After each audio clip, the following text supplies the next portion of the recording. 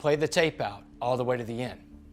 This means when you're about to make a decision in life, look past the moment and see where that decision takes you all the way down the line. You know, being an addict in a program of recovery, people ask me all the time, Damon, are you ever tempted to drink or do drugs again? It's yes. Yes, I've been tempted. Let me tell you about that time. It was December 2016. I'd been out of prison 13 months. I went to a Christmas party with my friend and his wife. And at that party, my friend and his wife were having a glass of wine. His wife's glass of wine was a red wine whose grapes were so strong that standing a few feet away, I could smell the grapes and the grapes smelled good. And I thought to myself, man, her wine smells good. Man, I bet her wine tastes good too. And I thought to myself, I'd like to have a glass of that wine. And then I stopped. I'm like, oh my God, Damon, what are you thinking? Drinking and drugs brought you to a place in the world where you hurt everybody around you and yourself, and you made all these victims, and now you're having the thought to drink again? And it freaked me out. And I told my friend and his wife I had to go. Because being in a program of recovery, I know that I have tools. And the first tool that you have in a program of recovery is to call someone else in that program of recovery and tell them what's going on in your mind. Because an addict has a three-part thought process. We have a thought, then we obsess over that thought, and then we make that thought physical. You know, we put in. So I go to my car and I don't even start the car up because I'm shaking because of what happened to me. And I call my sponsor in the program. And my sponsor gets on the phone and he says, hey, Damon, what's going on? I said, hey, man, something terrible just happened.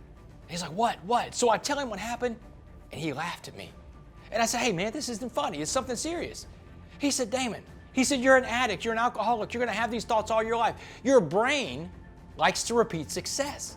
He said your brain has this thing called euphoric recall, and all the bad times you had when you were drinking and doing drugs, it forgets about those, but it remembers the few good times you had. He said you just experienced euphoric recall just now because your brain forgot how bad it was.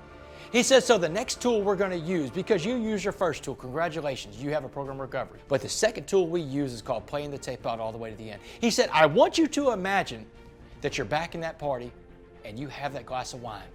He said, tell me what you're going to do now. Because now that you're drinking wine, what did you really like to drink when you were out in the free world? And I said, man, well, bourbon. Bourbon was my drink. He said, good. He said, start drinking bourbon because that's what you really want to be drinking. That's what that wine's telling you. Drink that bourbon. He said, so you start drinking bourbon again. He said, now, Damon, I know with you it wasn't just alcohol. You went on to drugs.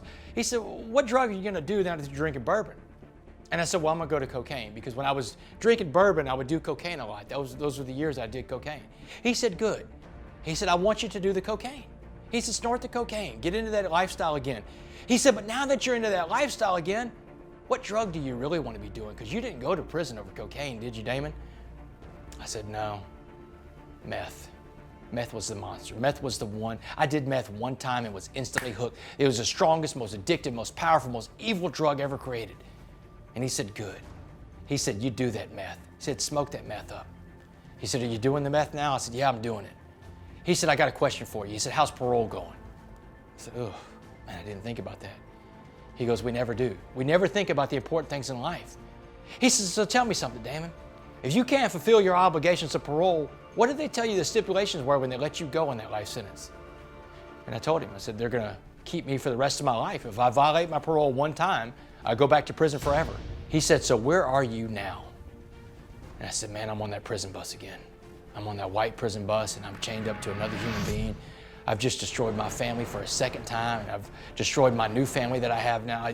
I said, everything is gone crazy in my life now. He said, yes, it has. He said, when you get to that prison, he said, take your mattress and your bags and throw them in the cell. He said, head on down to that chow hall. You're going to be hungry after that long bus ride. He said, go down to the chow hall. He said, what was the worst meal they ever served you in prison?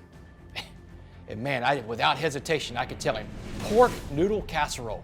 Heck, I don't even know what's in pork noodle casserole. I don't even know if the prison people know what's in that slop. He said, very good. He said, now you go down to that chow hall, get you a nice big bowl of pork noodle casserole, and wash it down with that glass of wine, because that's where that glass of wine is going to take you.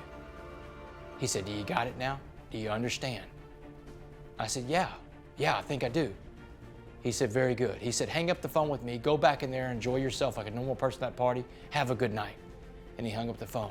And that night, I learned one of the most valuable lessons that I take with me everywhere I go. And that's to play the tape out all the way to the end.